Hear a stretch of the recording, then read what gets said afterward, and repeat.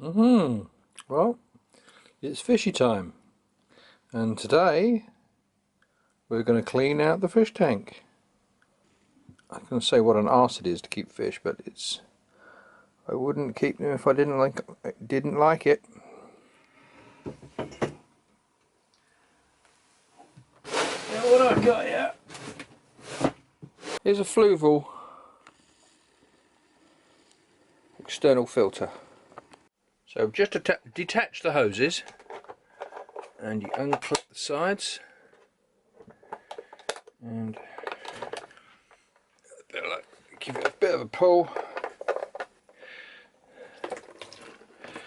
Oh my, there's a lot of gunk in there. There's a lot of goo. What you got in here, you have a little gravel trap, gravel bag.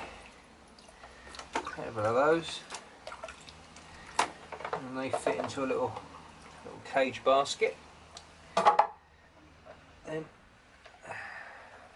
you have another filtration system. Oh my goodness, this needs a change, which is foam filters.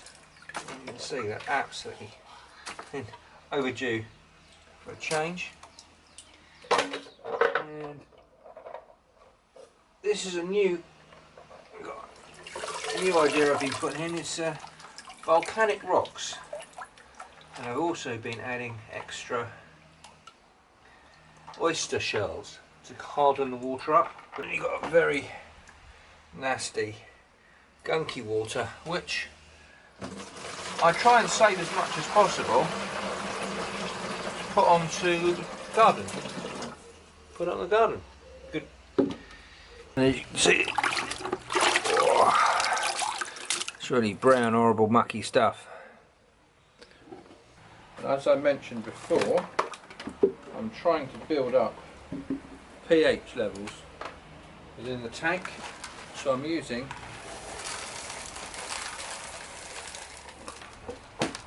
oyster shells.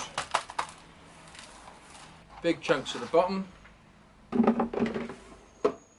oyster shells in the middle, with the volcanic rock and the light filter sponges and a cap. And we just fill it up with water. You want it clean, but you want to also keep the good organisms, the microorganisms that are inside all the gunk. But these fluvals, they're really good. I mean, there must be about, goodness knows how many years. Fluval 305. Do you know, I haven't looked up what the new ones are because I'm too scared of the price. I actually won this. Well, I didn't win it. A friend of mine won the whole gear. He won the system, he won the tank and everything in a poker game. But when he got it back, he didn't want it. Time to get more serious, get a little bit wet. Now, there's no way of keeping fish without getting your hands wet. Remove. Oh, that one needs a bit of a clean. I'm quite fortunate with this tank because what you can do to make access a little easier is that you can take off the top. That's a smelly old plant. Big blue. Oh, this one came from my father's fish tank. It's a moai. It's a moai from Easter Island. Not real, of course, because the real ones are much bigger.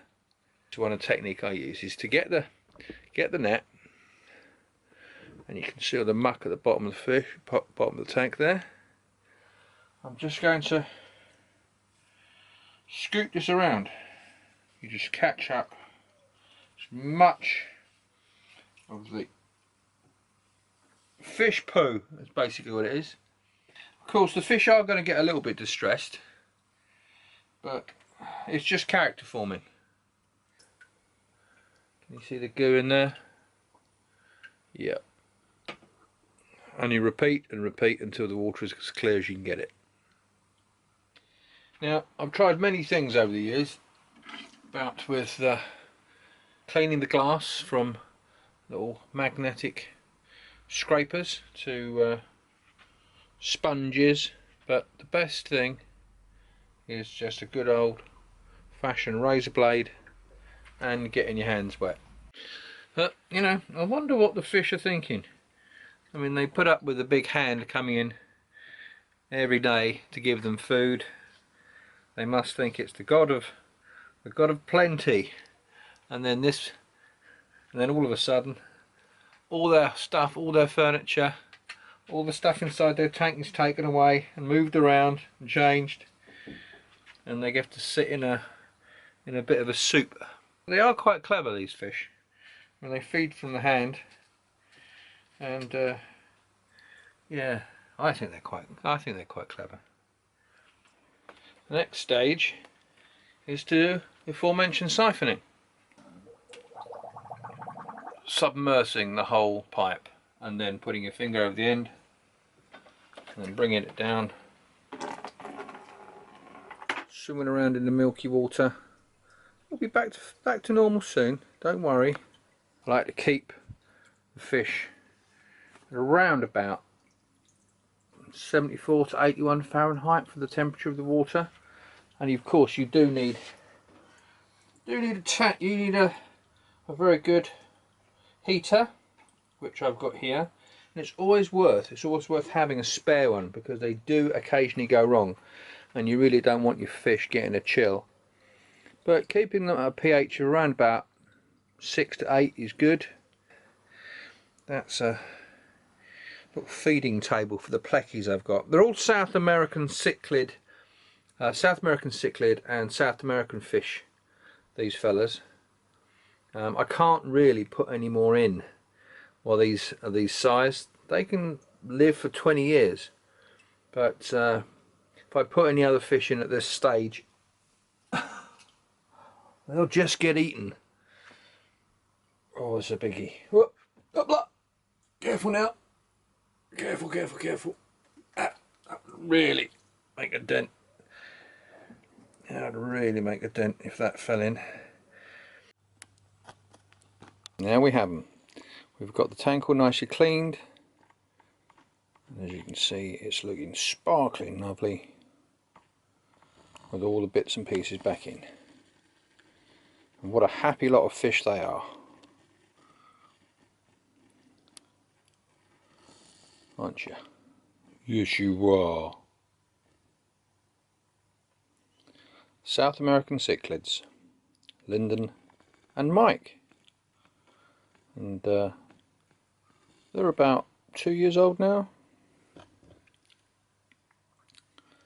You should get a little bigger, but not much.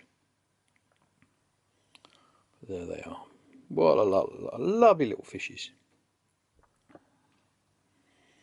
Ugly brutes, aren't they?